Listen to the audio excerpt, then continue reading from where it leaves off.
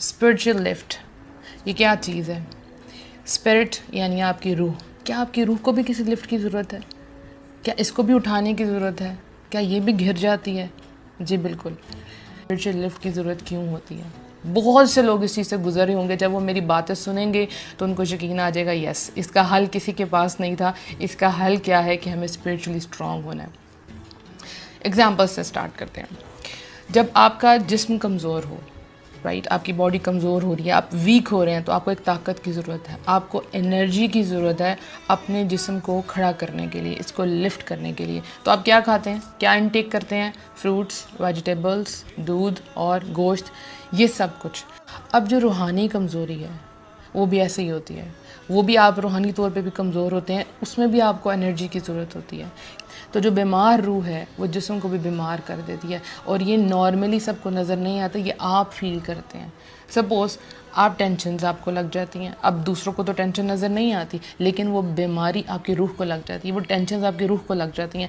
Healthy civil ہونا بہت ضروری ہے آپ کے ہیلدی جسم کے لیے. اسپرچولی جب آپ کمزور ہوتے ہیں تو آپ کو اس کمزوری پر قابو پانے کی بہت زیادہ ضرورت ہے. اور اگر یہ کمزوری ہے تو سب سے پہلے اس کو کم کیا جائے، اس پہ قابو کیا جائے. دیکھیں، جو مطمئن روح نہیں ہے، جو روح خوش نہیں ہے، جو روح کھوکھلی ہے، جو روح اداس ہے، وہ ایک اچھی زندگی نہیں گزار سکتی. آپ کتنے پیسے لوگ خرچ کرتے ہیں کہ ہم خوش ہو سکیں، ایسی جگہوں پہ جا سکیں جہاں سے ہمیں خوشی ملے، ہم انجوائے کر سکیں. تو یہ سب کچھ کیا ہے؟ یہ ٹیمپرری. لیکن وہ جو روح جس کو آپ نے 24/7 اپنے ساتھ لے کر چلنا ہے، اگر وہ نہیں ٹھیک تو پھر آپ کیسے ٹھیک رہ سکتے ہیں؟ یہ اسپرچل لفٹ کہاں سے لیں؟ کہاں سے یہ اپ ہوگا؟